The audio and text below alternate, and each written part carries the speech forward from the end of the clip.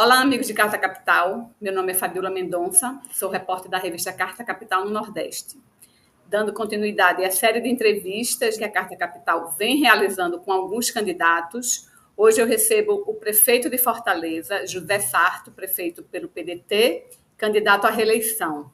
Prefeito, seja muito bem-vindo e obrigada por aceitar o convite de Carta Capital. Muito obrigado, Fabiola. Eu que agradeço a gentileza do convite. Então, prefeito, eu queria começar falando, já que o senhor é candidato à reeleição, né? O senhor está finalizando seu primeiro mandato, tem aí mais de 3 anos e meio de governo. Queria saber qual é a marca da sua gestão. E aí já emendo com outro ponto, queria que o senhor falasse de forma resumida, né? Quais são as prioridades de um eventual segundo mandato? Bom, eu creio que a marca da nossa gestão é reduzir desigualdades. Aqui em Fortaleza, nós estabelecemos o passe livre estudantil, que pela primeira vez na história concede passe livre sem nenhum condicionador para toda a estudantada.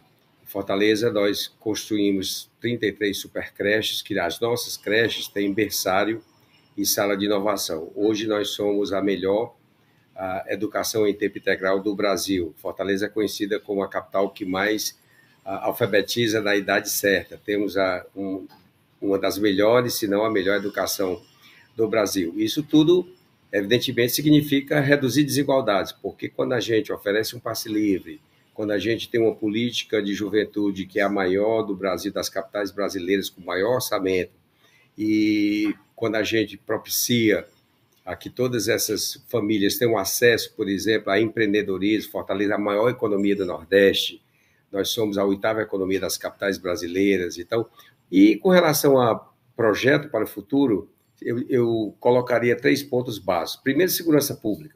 Fortaleza, nós fizemos aqui um concurso para a Guarda Municipal, aumentando o efetivo da Guarda, e eu sou humanista, eu sou médico.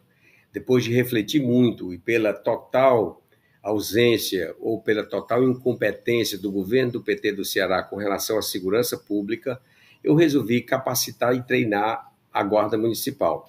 Nós estamos fazendo isso para proteger o maior patrimônio que nós temos, que é a população de Fortaleza.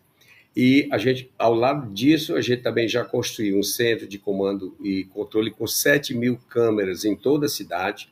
Estamos fazendo blitz no transporte coletivo, estamos ampliando o programa chamado Parada Segura, onde tem uma câmera de vídeo monitoramento com reconhecimento facial, com interligação com todos os nossos agentes de segurança aqui de Fortaleza. Isso na área de segurança. Na área da saúde, Fabíola, já entreguei 3 hospitais, 24 novos postos de saúde, estamos entregando remédio em casa, e agora é a hora de reduzir as filas de espera de exames e cirurgias eletivas em parceria com a iniciativa privada. Nós vamos fazer mutirões para reduzir as filas de espera.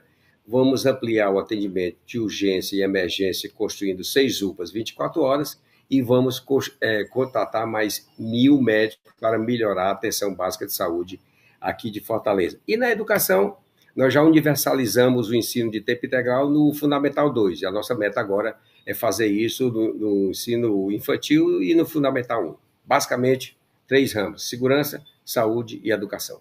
Inclusive, a educação, né, é referência. O Ceará sempre foi referência na educação. Mas eu queria falar sobre outro tema que tem sido muito criticado, tanto pelos candidatos como pela população, que é a taxa do lixo, né? Eu queria que o senhor explicasse, né, para quem está assistindo a gente e para o eleitor de Fortaleza, o porquê dessa taxa do lixo, né? Se o senhor pretende manter, se for reeleito, né, o que é que ela representa para a população de Fortaleza. Tá, Fabiola, a taxa do lixo é a imposição feita pelo Congresso Nacional quando, em 2020, aprovou a chamada Lei do Marco do Regulatório do Saneamento Básico, né, que obriga aos prefeitos a estabelecerem uma taxa e dizer como vai fazer o gerenciamento do resíduo sólido. Isso é no artigo 35, parágrafo 2º, é bem claro. Quem não fizer assim está cometendo um crime de responsabilidade, chamado de renúncia fiscal. Quem estabeleceu, na verdade, a obrigatoriedade foi o Congresso Nacional, com o marco regulatório do saneamento. O que nós fizemos aqui em Fortaleza foi estabelecer o maior percentual de isenção. Aqui, 70% das habitações, das residências, Fabíola, não é cobrada a taxa do lixo. Então, na verdade, nós temos a maior política de isenção com relação à cobrança da taxa do lixo. E é uma obrigação legal. Quem não fizer vai incorrer em crime. É por isso, Fabíola, que 22 capitais brasileiras cobram a taxa do lixo. As que não cobram, ou algumas estão em vias de cobrar, são 4, 2 estão em vias de cobrar, e 2 têm recursos do próprio Tesouro Municipal que podem arcar com o manuseio do resíduo sólido, que são São Paulo e Goiânia. O restante vai cobrar. Certo, e o senhor vai manter, então? Eu vou manter. A não ser que tenha uma outra fonte de receita, porque a lei do marco regulatório é clara. Diz lá que quem não fizer, tem que dizer como é que vai fazer. Essa lei é bem clara, e foi uma lei sancionada pelo PL, pelo Bolsonaro, aprovada por todo mundo, deputados do União Brasil, que hoje são candidatos a prefeito aqui em Fortaleza. Aliás, União Brasil tem a prefeitura de Salvador e Porto Velho, e ambas têm a taxa do lixo. Prefeito, eu queria agora falar um pouco dos números das pesquisas, né? Algumas pesquisas recentes indicam uma certa queda. Datafolha, que foi divulgada recentemente, né? Que o senhor perdeu 3 pontos. Eu queria saber qual é a estratégia, né, que o senhor pretende utilizar para garantir a vaga no segundo turno, porque tanto o senhor como o capitão Wagner vem caindo, enquanto os outros 2, que é o candidato do PT, o Evandro Leitão, e o André Fernandes, do PL, vem subindo. Eu queria saber a estratégia sua para poder mudar esse quadro e carimbar seu passaporte para o segundo turno. Fabíola, me permita, na verdade, se nós formos observar a oscilação dentro da margem de erro, não há variação, porque a margem de erro, quando é 3%, é 3% para mais e 3% para menos, considerando margem de erro, o que tem, na verdade, é uma semelhança muito evidente dos números. O que nós estamos fazendo aqui é indo às ruas, mostrando à população que nós transformamos Fortaleza na maior economia do Nordeste, a melhor educação do Brasil, na capital que tem a maior mobilidade reconhecida internacionalmente, na capital hoje que é destino turístico principal nacional e internacional. E o que a gente está fazendo aqui é mostrando para a população, conversando com a população. Temos mais de 350 candidatos e candidatas a vereadores que conhecem, tem uma territorialização muito grande e sabem muito bem do que nós estamos fazendo. 92% do nosso orçamento é direcionado para a periferia da cidade, para áreas onde nós temos um baixo IDH e que nós requalificamos, mudamos a realidade da periferia de Fortaleza. E esse ativo, eu diria, esse lado positivo, ele é muito evidente, é muito exuberante para que a gente tenha aqui uma tranquilidade de ir às ruas. Por exemplo, hoje eu tive 2 caminhadas, é onde a gente está chegando, nós estamos sendo muito bem recebidos, e eu tenho certeza que a população, a seu tempo, no tempo devido, Fortaleza é uma cidade progressista, é uma cidade vanguardista, vai reconhecer os avanços que nós conquistamos até agora e que nós podemos perder. Me parece, pelo que eu estava pesquisando e estudando um pouco sobre a realidade de Fortaleza, que tem meio que uma prévia nesse primeiro turno entre 2 polos ideológicos, né? De um lado, a sua candidatura com a do Evandro Leitão, que é do PT, e do lado da direita, o candidato Wagner com o André Fernandes. Me parece que vai um de cada polo para o segundo turno, né? Dificilmente vão 2 do mesmo polo. Queria saber como é que o senhor pretende se diferenciar do outro candidato do campo progressista, que é o Evandro Leitão, para garantir, né, que seria o seu nome que estaria disputando contra a direita no segundo turno. Primeiro, na verdade, Fabíola, a urna é quem vai decidir se irão 2 campos ou 2 campos em tese antagônicos, né? Você acredita que pode ir o mesmo campo, 2 candidatos no mesmo campo? Eu acredito. Essa polarização é um assunto que só interessa as 2 partes que querem polarizar, eles contra nós e nós contra eles. Eu estou falando de 2 faces da mesma moeda. Eu estou falando do bolsonarismo e do lulismo. Então, a eles interessa que essa polarização ocorra porque fragmenta ou minoriza o debate da cidade. O que nós queremos saber aqui e fazer é um debate sobre a cidade, porque quem vai estar aqui é o prefeito, não é o Lula, que é presidente da República, não é o Bolsonaro. O Lula está em Brasília, o Bolsonaro está no Rio, em Brasília. Eles não vão estar aqui, quem vai estar aqui é o prefeito da cidade. Então, essa polarização simplista, ela só interessa a quem quer reduzir o debate a nós contra eles e eles contra nós. O que nós temos que debater é um projeto de cidade. E indo para o segundo turno, né? Se for com um candidato oposto da direita, você vai precisar, lógico, né, aglutinar mais forças. O senhor acha que terá o apoio da candidatura do candidato Evandro, do PT, do presidente Lula? Olha, Fabíola, o importante é que a gente tenha apoio da população. Evidentemente, num cenário de segundo turno, só tem duas opções. E aí o eleitor vai ter que escolher entre uma candidatura que mais se aproxima do projeto político que ele representou enquanto candidato e outra opção. Então, na verdade, a minha conversa é com a população. Só para te falar uma coisa, o candidato hoje do PT, ele é um cristão novo do petismo, né? Ele não era PT, na verdade, ele tem pouquíssimos cacoetes de petista, ele não consegue falar companheiros e companheiras, porque sequer tem uma vivência na militância estudantil, na militância sindical. É um rapaz que foi todo... Aqui a gente chama de Nutella, né? Não sei se vocês têm esse jargão aí no Pernambuco, Nutella e raiz. Eu sou da periferia, eu sou filho do interior, sem parentes importantes, como dizia Belchior, vindo do interior, e sou da periferia, sou médico formado pela escola pública, universidade pública, e sou filho do interior. Então, sou raiz, eu compreendo muito bem a minha cidade. Eu fui vereador, presidente da Câmara, deputado, presidente da Assembleia, tenho aí uma vivência, graças a Deus, estou sendo muito bem recebido pela população de Fortaleza, muito especialmente a periferia, e eu vou conversar com todas as forças do segundo turno, com a população, para que a gente possa aprofundar as mudanças que eu já estou fazendo. A aliança histórica, né, que o PT tinha com o PDT, a gente acompanhou, desde 2020 já teve um racha, porque teve duas candidatos desse campo. Em 2022, novamente, e aí o racha realmente da aliança. Eu queria lhe ouvir um pouco sobre essa possibilidade de uma aliança mais na frente. Isso também não está implicando no avanço da extrema-direita aí? Eu acredito que essa divisão não acredito que seja a responsável pelo avanço da extrema-direita, porque se você olhar a última eleição para o governo, tem um nítido avanço da ala conservadora, né, desde o surgimento do Bolsonaro quando presidente. Então, na verdade, essa divisão entre aqui que separou PT e PDT não foi pelo nosso querer, porque o PDT discutiu previamente uma pré-candidatura, tinham quatro pré-candidatos, foram feitos 10 encontros regionais e as propostas foram levadas a uma convenção estadual do partido, que escolheu com mais de 60% uma tese. Essa tese foi desobedecida por insurretos do PDT, gente que não aceitou, e o PT aproveitou essa insurreição e lançou um candidato, galvanizando todo esse sentimento de antipatia com a nossa candidatura. Se houve infidelidade partidária, ela foi por membros do PDT, que já não são mais membros do PDT, que aderiram a uma candidatura do PT. Mas aqui em Fortaleza, o PT nunca esteve com o PDT.